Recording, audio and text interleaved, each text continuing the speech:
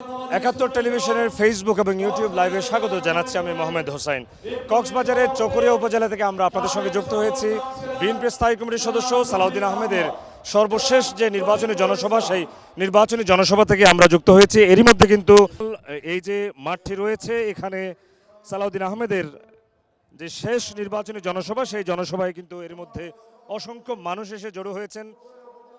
আর কয়েকদিন পরে নির্বাচন, 12ই ফেব্রুয়ারি নির্বাচন। সেই নির্বাচনে জনগণ তাদের ভোটাধিকার প্রয়োগ করবেন। সেই ভোটাধিকার প্রয়োগের অপেক্ষায় সারা দেশের মানুষ। তারই অংশ হিসেবে কক্সবাজারের রাজনীতিতে এখন একেবারে উত্তাপ ছড়িয়ে পড়েছে। কক্সবাজারের 4টি সংসদীয় আসনে এখানকার বিএনপির প্রার্থীরা কিন্তু মাঠ চষে বেড়াচ্ছেন, অপর প্রার্থীরাও কিন্তু ভোটারদের কাছে যাচ্ছেন, ভোট চাচ্ছেন। আজকে বিএনপির স্থায়ী কমিটির সদস্য সালাউদ্দিন আহমেদের সর্বশেষ নির্বাচনী জনসভা। এই জনসভার মধ্য দিয়ে তার নির্বাচনের প্রচারণা শেষ হবে এবং তিনি গতকালকে একটি পেকুয়া উপজেলায় গণমিছিল করেছিলেন এবং এই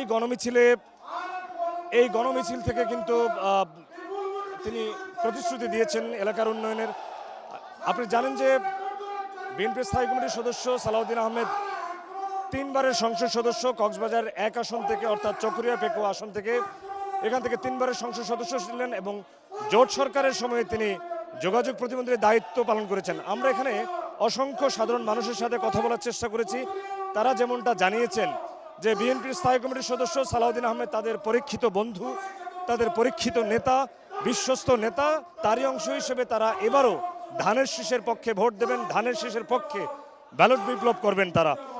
এবং তারা বলছেন যে বিএনপির স্থায়ী কমিটির সদস্য সালাউদ্দিন আহমেদ 4 দশকেরও বেশি সময় ধরে এই এলাকার উন্নয়নের কাজ করছেন, গণমানুষের উন্নয়নের কাজ করছেন। তার পক্ষে মানুষ এবারও ভোট প্রদান করবেন এবং সর্বশেষ যে নির্বাচনটি হয়েছিল 2008-এর নির্বাচনে, তার স্ত্রী সাবেক সংসদ সদস্য হাসিনা আহমেদ তাকে কিন্তু এর আগে তার প্রাপ্ত ভোটের থেকে 50,000 ভোট বেশি দিয়ে নির্বাচিত করেছিলেন। এবং বিএনপির এখানে এই চকরিয়া পেকুয়া আসনকে বলা হয় শক্তিশালী দুর্গ এবং এই দুর্গ এবারও তাদের ধানের শীষের পক্ষে যাবে বলে তারা প্রত্যাশা করছেন। এবং বিএনপি চেয়ারম্যান তারেক রহমানের যে নির্বাচনী প্রতিশ্রুতি, হেলথ কার্ড, কৃষি কার্ড এবং ফ্যামিলি কার্ড, এই অঞ্চলের মানুষ তার এই প্রতিশ্রুতি আশ্বস্ত।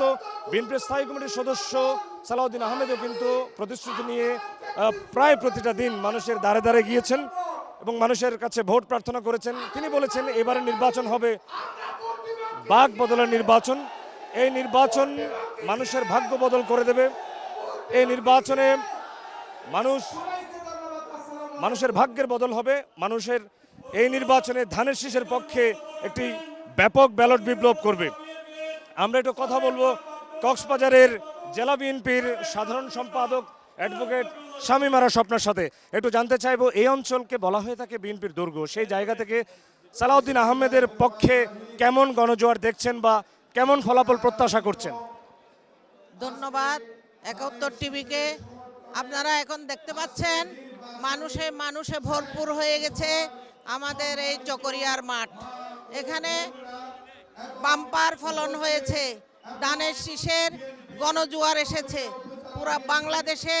আমাদের চেয়ারপারসন, যিনি আমাদের চেয়ারম্যান সাহেব জনাব তারেক রহমান, জেলার যেখানেই যাচ্ছেন সেখানেই ধানের শীষের গণজোয়ার এসেছে।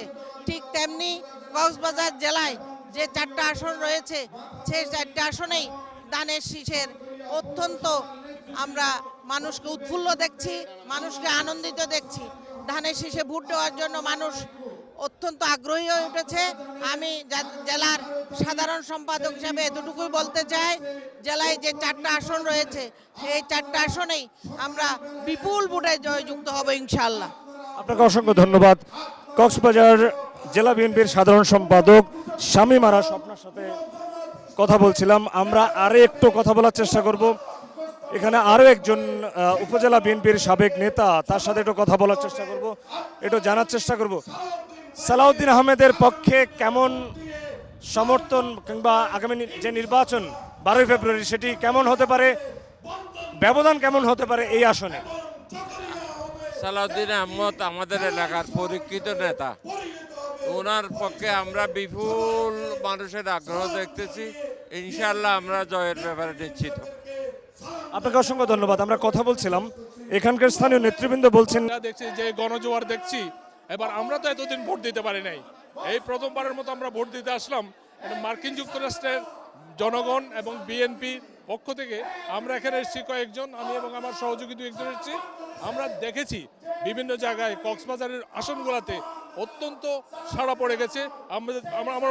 আমি জানি ইনশাল্লাহ এই আসনে আমরা জিতবো এবং আমরা কক্সবাজার তথা বাংলাদেশের একটি গুরুত্বপূর্ণ স্থান, এটা যদি আমরা আমাদের নিয়ন্ত্রণে রাখতে পারি তাইলে ইনশাল্লাহ ভবিষ্যতে অনেক কিছু হবে।